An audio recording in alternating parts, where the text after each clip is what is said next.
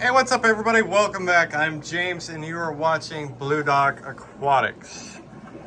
Now, one thing I want to cover before we get going here. I'm sure you guys, if you know who Brian Barczyk is, you know what's been going on with his family and with him. He was trying to set up an aquarium, and so if you haven't done so, show your love, show your support for the family. He was a good friend of mine, and the world is a much sadder place without him in it.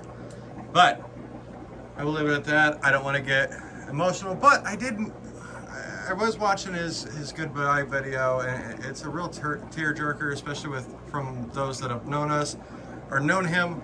But he does his vlogs because he wants his community to be a part of what he does. And I want that 100% for my viewers and subscribers. I care about each and every one of you. And that's why I work so hard to make sure that my content is appealing and educating and inspiring people to set up new aquariums or terrariums and doing absolutely amazing things in this hobby, in this industry. So if that's something that interests you, please consider subscribing, liking, sharing, and leaving us a comment down below. If you knew Brian Barczyk, show him some love, and his family some love as well. They definitely need it in this trying time. But on to happier subjects.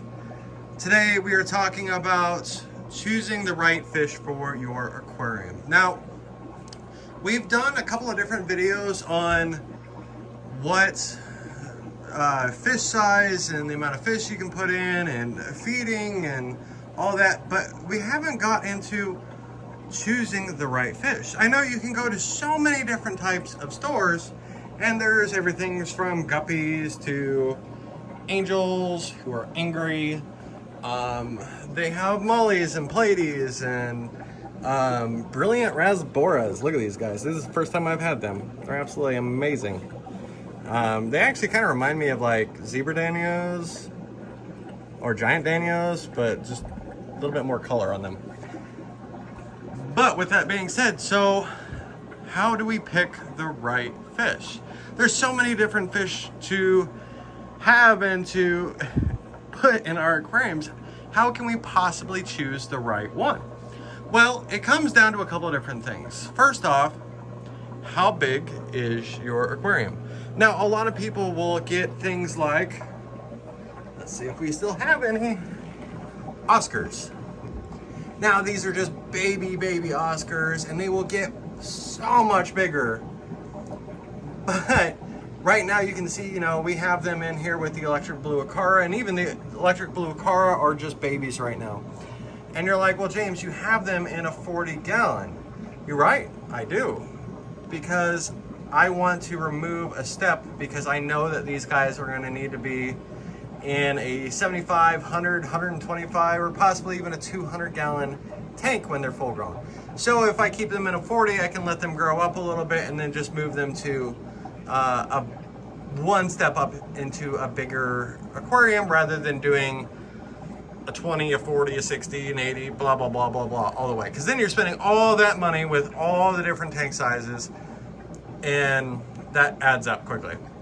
So typically what I'd like to do is I like to keep them in a 40, and then I'll kick them to about a 100-gallon, and then I kick them up into 180 or 220.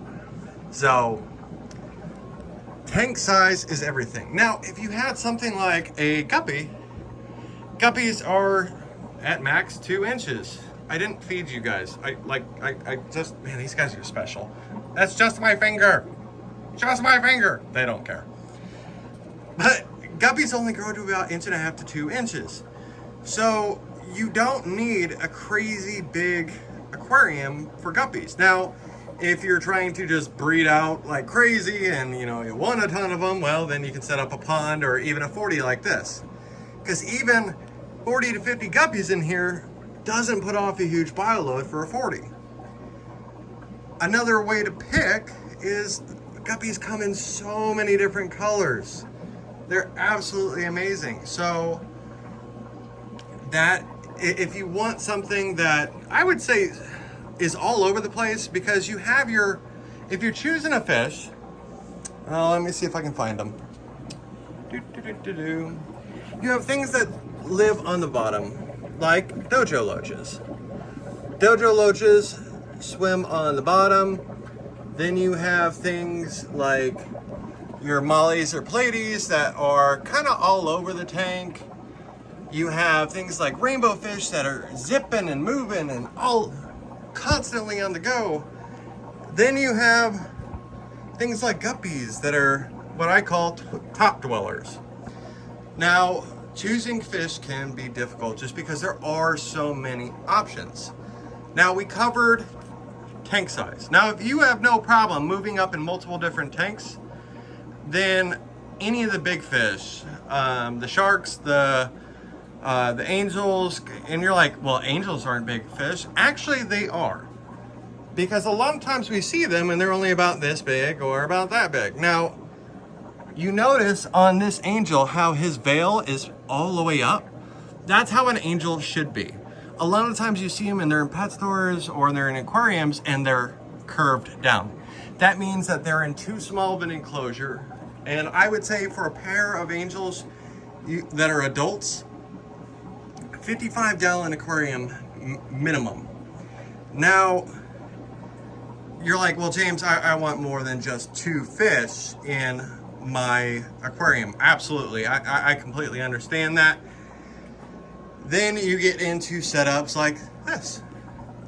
We have corridoras, we have community fish. There's lots and lots and lots of community fish. You have mollies, you have brilliant rasboras, you have rasboras. I mean, look at all the little movements in here. You have pygmy cories, you have Espes rasboras, fire amber tetras, red lizard whiptail catfish, green fire tetras. If you want something small that stays small, these are your go-to. But I want to say this, and I want to emphasize a lot, is that you want to do your research on the fish before you get them. It doesn't matter what fish you're choosing when you're wanting to set up an aquarium, but here's what you want to do. Do your research on, let's say you pick 5 types of fish that you're interested in. Figure out what size tank they need at a bare minimum as adults. Then figure out what temperature they need to be at. Then figure out what type of filtration they need. That way you can focus and narrow down your choices from 5 to 1. Or if you're doing a community tank, it could be 5.